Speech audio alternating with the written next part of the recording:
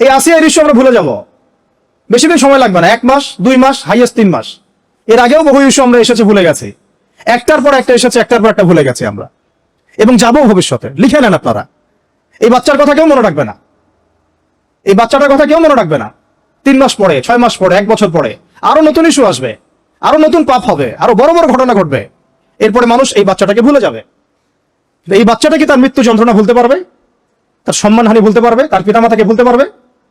এখন প্রশ্ন হচ্ছে, তার পিতাকেও যদি আমরা জিজ্ঞাসা করি, ইসলামে রেপের শাস্তি হচ্ছে মৃত্যুদণ্ড, আর ব্যভিচারের শাস্তি হচ্ছে অর্ধেক কোমর পর্যন্ত পুঁতে পাথর নিক্ষেপ করা, এবং বিবাহিত ব্যক্তি হলে এই শাস্তি, অবিবাহিত হলে 100 বেত্রাঘাত, 1 বছরের নির্বাসন এবং সমাজ থেকে বয়কট করা, আর ধর্ষণ হলে সরাসরি মৃত্যুদণ্ড।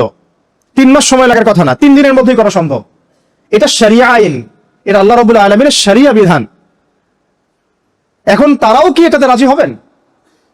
যারা শোক প্রকাশ করছেন তারা কি এই বিধানটা কার্যকর করতে রাজি হবেন? যে ধর্ষককে সবার সামনে প্রকাশ্যে দেওয়া হোক, শরিয়া আইন কার্যকর করা হোক? রাজি হবেন না, কারণ আপনারা বলবেন এটা করতে গেলে বাংলাদেশ থেকে মৌলবাদী রাষ্ট্র হয়ে যাবে। তো সমস্যার গোড়ায় আপনারা যেতে চান না, ডালপালা নিয়ে নাড়াচাড়া করেন। জেনা ফ্রি মিক্সিংটাকে উন্মুক্ত করে দেওয়া হলো, ছেলে মেয়ের অবাধ বিচরণটাকে উন্মুক্ত করে দেওয়া হচ্ছে। একটা চরম ক্ষুধার্ত মানুষদের সামনে যদি আপনি খাবারকে উন্মুক্ত করে রাখেন, এরপরে যদি কেউ জোর করে খাবার খেয়েও ফেলে, শুধু কি আপনি খাদকের দোষ দিবেন? পুরো সিস্টেমটাই দায়ী, পুরো সিস্টেমটাই দায়ী। এখানে আপনি নারী পুরুষকে অবাধ মেলামেশা দিয়েছেন, ফ্রি মিক্সিং এ দিয়েছেন, একদম ছোটবেলা থেকেই, স্কুল লাইফ থেকে, কলেজ লাইফ থেকে, ইউনিভার্সিটি লাইফ থেকে, জব সেকশনে, এমনকি রাজনীতি করতে গেলেও কর্পোরেট সেকশনে, ব্যবসায়িক সেকশনে, অফিস আদালতে, সব জায়গায় ফ্রি মিক্সিং কে অবাধভাবে আপনি উন্মুক্ত করে দিয়েছেন, আমরা উন্মুক্ত করে দিয়েছি। এর উপরে ছড়িয়ে দিয়েছি সবার ফোনে ফোনে। দেখতে থাকলে একটা মানুষ বাচ্চাকে না, কয়েকদিন পরে পশুর সাথেও জেনা করতে পারে। যদি সামনে দেখেন যে মানুষ জেনা করেছে, আপনারা অবাক হতে পারেন, আমি অবাক হব না, কারণ পর্নোগ্রাফি মানুষকে পশুর সাথেও জেনা করতে শেখাবে। বাচ্চা তো কিছুই না। এর উপর আছে বিবাহ বহির্ভূত সম্পর্ক, ব্যভিচার, জিনা, ফ্রি মিক্সিং, ভ্যালেন্টাইন্স ডে মতো দিবসগুলো পালন করে ছেলে মেয়ের অবাধ মেলামেশা। আর এই জেনাগুলোকে আমরা বলছি কাছে আসার গল্প, যেখানে ওর উপরে 100 বেত্রাঘাতের শাস্তি অলরেডি মজুদ হয়ে গেছে। আর কতগুলো যে জেনা হয়েছে এটা তো আল্লাহ পাক ভালো জানেন। একটা দুইটা তো করে নাই, একটার পর একটা চেঞ্জ করেছে। বিবাহিত ব্যক্তি পর্যন্ত অন্যের স্ত্রীর সাথে জেনা করেছে। আর এটা তো ধর্ম তো অনেক বড় বিষয়, ধর্ম তো অনেক বড় বিষয়। এটা তো মানবতা বিরোধী অপরাধ, এটা তো মানবতা বিরোধী অপরাধ। এখন সমস্যা কি এক কেন্দ্রিক? এটা বহুমুখী সমস্যা। ফ্রি মিক্সিং রেখেছেন, চালু করে দিয়েছেন, এবং সবচেয়ে বড় কথা, এর শরঈ বিচারটুকু নিশ্চিত হচ্ছে না। তাহলে সমাজের মধ্যে এগুলো কমবে না বাড়বে? সিম্পল, সমাজের মধ্যে এগুলো বাড়বে। 6টা কাজ করেন, ইনশাআল্লাহ তাআলা কমে যাবে। প্রথমত শরঈ পর্দা নিশ্চিত করেন, দ্বিতীয়ত ফ্রি মিক্সিং বন্ধ করে দেন, তৃতীয়ত আপনারা জেনার শাস্তি চালু করেন, চতুর্থত তা বন্ধ করেন, পঞ্চমত ব্যভিচারের যে রজম শাস্তি চালু করেন, শরঈ বিধান চালু করেন, সাইটগুলোকে বন্ধ করে দেন, এবং সমাজে তাকওয়া, নৈতিকতা শিক্ষাটাকে বাড়িয়ে দেন। দেখেন সমাজে জেনা কমে না বাড়ে। কিন্তু কেউ এই সমস্যার গোড়ায় যাবে না। একটা ইস্যু আসবে, একটা ইস্যু যাবে। আজকে আপনার বোন তো কালকে আমার বোন, কালকে অমুকের বোন, কালকে তার মেয়ে, নিজের ঘর পর্যন্ত চলে আসছে। আর কয়টা রিপোর্টই বা আমাদের সমাজের সামনে আসে? যে কয়েকটা রিপোর্ট সামনে এসেছে, এগুলো 50%ও না। বহু মেয়ে এগুলো বলতেও পারেন লজ্জায়। আর আমি তো ওইসব মেয়েদের ব্যাপারে কথা বলা ছেড়ে দিয়েছি, যারা স্বেচ্ছায় নিজের ইজ্জতকে বিলি দেয়। তাদেরকে আমি আমার বোন পরিচয় দিতে লজ্জাবোধ করি। সমাজ থেকে গায়রত, ব্যক্তিত্ব, পর্দা, শালীনতা, হিজাব এগুলো উঠিয়ে দেওয়া হয়েছে। আপনারা কি দ্বীনি অঙ্গনের তসলিমা নাসরিন হতে চান নাকি?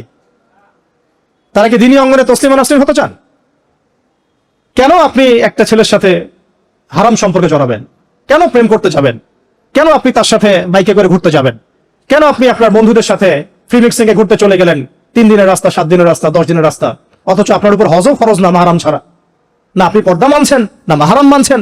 আর সমাজে না আছে ইসলামী শরিয়া আইন অনুযায়ী বিচার, আর না আছে পর্ন বন্ধের উদ্যোগ, আর না আছে ফ্রি মিক্সিং বন্ধের উদ্যোগ। তো আপনার ইজ্জত চলে গেলে কে ফিরাই দেবে আপনাকে? আমি তো আপনার ভালোর জন্যই কথা বলছি। সমস্যা হচ্ছে আমরা সমস্যার গোড়ায় যেতে চাচ্ছি না। আজকে এই কথাটা আমি এখানে বলতে চাই নাই, শুধু কথা প্রসঙ্গে চলে আসছে যে এই যে মেয়েটা কাতরাতে কাতরাতে মারা গেল আজকে, আপনারা দেখে নিয়েন 3 মাসের মধ্যে এই মেয়েটাকে সবাই ভুলে যান। সমস্যার গোড়ায় আসেন। সমস্যার গোড়া হচ্ছে আল্লাহর জমিনে আল্লাহর দ্বীন ইসলাম বাস্তবায়ন না হওয়া পর্যন্ত এই মানবতার মুক্তির কোনো রাস্তা নাই। আল্লাহর কসম করে বলতেছি, আল্লাহর জমিনে ইসলাম, কোরআন, সুন্নাহ, রাসূলের আদর্শ বাস্তবায়ন হওয়ার আগ পর্যন্ত এই জাতির স্বাধীনতা বলে কোনো শব্দ নাই। এই মানবতার মুক্তির কোনো পথ নাই। কেউ আমরা স্বাধীন না, কেউ আমরা আমাদের ইনসাফ ন্যায্য অধিকারটুকু পাবো না। কালকে আপনার ঘরে এই সমস্যাগুলো আসলে আপনি এটাকে প্রতিহত করতে পারবেন না। বিচার চেয়ে বেড়াবেন এক মন্ত্রণালয় থেকে আরেক মন্ত্রণালয়ে, ফাইল ঘুরতে থাকবে, আপনার কেস বন্ধ হয়ে যাবে, আপনার বোনের ইজ্জত ফিরে আসবে না। আর রাসূল সাল্লাল্লাহু আলাইহি ওয়াসাল্লামের জামানায় আপনি আমাকে রেপের ঘটনা দেখান কয়টা ঘটেছে? সাহাবীদের জামানায় রেপের ঘটনা দেখান কয়টা ঘটেছে? জেনার ঘটনা দেখান না কয়টা ঘটেছে? ব্যভিচার কয়টা ঘটেছে? চুরি বা কয়টা হয়েছে? ধর্ষণ কয়টা হয়েছে? ডাকাতি কয়টা হয়েছে? একটা দুইটা রেয়ার আপনি ঘটনা দেখাতে পারবেন। এবং যখন সেই ঘটনা ঘটেছে, ইনস্ট্যান্ট দেন এন্ড দেন নবী সাল্লাল্লাহু আলাইহি ওয়াসাল্লাম শরীয়ত আইন বাস্তবায়ন করেছে। তিনি শুধু মানুষকে তাকওয়ার ওয়াজ নসিহত করেন নাই, বরং আল্লাহর আইনও বাস্তবায়ন করেছেন। এই দুটো সমানুপাতিক ভাবে চলতে হবে সমাজের মধ্যে। শুধু তাকওয়ার ওয়াজ করেই সব বন্ধ করা যাবে না, আইনও বাস্তবায়ন করতে হবে। তখন দেখবেন সমাজ সমান্তরাল ভাবে চলবে, একটা আলোকিত সমাজ বিনির্মাণের দিকে আমরা হাঁটতে পারবো ইনশাআল্লাহ। শুধু আমি ওয়াজ করে যাব, আইনের কোনো বাস্তবায়ন নাই, আবার আইন বাস্তবায়ন নিয়ে কথা বলবো, তাকওয়ার কোনো সমাজ নাই, এভাবে হবে না। দুটো একসাথে চলতে হবে। আমরা দুটো থেকেই সমাজকে বিচ্ছিন্ন করে ফেলছি। স্কুল লাইফ থেকে তাকওয়ার শিক্ষাটাকে আস্তে আস্তে শেষ করে ফেলছি। আমি তো দেখালাম তাকওয়া তো শিখবেন আপনি কোরআন থেকে, হাদিস থেকে, সিরাত থেকে, সেটাই তো আমরা পড়ি নাই। আমি চ্যালেঞ্জ করতে পারি আমাদের স্টুডেন্টদেরকে, আল কোরআনুল কারীমের 10টা সূরার অর্থ তারা বলতে পারবেন না, হাদিসের মধ্যে 100টা হাদিস তারা মুখস্থ বলতে পারবেন না। রাসূল সাল্লাল্লাহু আলাইহি ওয়াসাল্লামের পবিত্র জীবনী তারা 20 বছরে একটা কিতাবও একাডেমিক্যালি পড়েন নাই। ইসলামের ইতিহাসের একটা কিতাব একাডেমিক্যালি পড়ানো হয় নাই। তাসকিয়া সংক্রান্ত একটা কিতাব পড়ানো হয় নাই। ফিকহের উসুলে ফিকহ ছাড়া আপনি কিভাবে চলবেন? ফিকহের একটা কিতাব পড়ানো হয় নাই। তাহলে এই জাতিটাকে আপনি কিভাবে ইসলামের দিকে নিয়ে আসবেন? শিক্ষা ছাড়া। শিক্ষা না থাকলে, ইলম না থাকলে আমল কিভাবে আসবে? আমল না থাকলে তাসকিয়া কিভাবে আসবে? তাসকিয়া না থাকলে আত্মশুদ্ধি কেমনে আসবে? আর কিভাবে আমরা সৎ পথে থাকবো, অসৎ পথ থেকে দূরে থাকবো? কিভাবে আমাদের মধ্যে আল্লাহ ভীতি জাগ্রত হবে? আর আল্লাহ ভীতি যদি জাগ্রত না হয়, আমি গোনা থেকে কেন দূরে থাকবো? যার মধ্যে আল্লাহর ভয় নাই সে গোনা থেকে কেন দূরে থাকবে? তার মধ্যে তো আল্লাহর ভয় নাই। তা আমরা তাকওয়া বিবর্জিত সমাজ প্রতিষ্ঠার দিকে এত মেহনত করেছি বিগত প্রায় 50, 60, 70 বছর থেকে। কিন্তু আগামীর বাংলাদেশে আমরা এটা আর দেখতে চাই না। আমরা আগামীর বাংলাদেশে দেখতে চাই প্রত্যেকটা সেক্টরে যেন তাকওয়া নিশ্চিত হয় এমন ব্যবস্থা গ্রহণ করতে হবে, এবং একই সাথে আল্লাহ রাব্বুল আলামিনের জমিনে আল্লাহর বিধানগুলোও বাস্তবায়ন করতে হবে। শুধু তাত্ত্বিক কথাবার্তা বলে, দুঃখ প্রকাশ করে, শোক প্রকাশ করে কোনো লাভ হবে না, যতক্ষণ পর্যন্ত না আমরা আল্লাহ পাকের জমিনে তার আইন এবং বিচারগুলোকে বাস্তবায়ন করতে পারবো। আর আল্লাহর কসম করে বলছি, আল্লাহর জমিনে আল্লাহর বিধান বাস্তবায়ন হলে সমাজে পাপের হার তো কমে আসবেই। সমাজে পাপের হার তো কমে আসবে। কোন কাফের, মুশরিক, মুরতাদ জনগোষ্ঠী আমাদের দিকে চোখ তুলে তাকাতে পারবে না ইনশাআল্লাহ। আমাদেরকে দাসত্ব শৃঙ্খলা আবদ্ধ করতে পারবে না ইনশাআল্লাহ। সব কথার শেষ কথা ভাই, যে আমরা দুনিয়াতে এসেছি লিমিটেড টাইমের জন্য।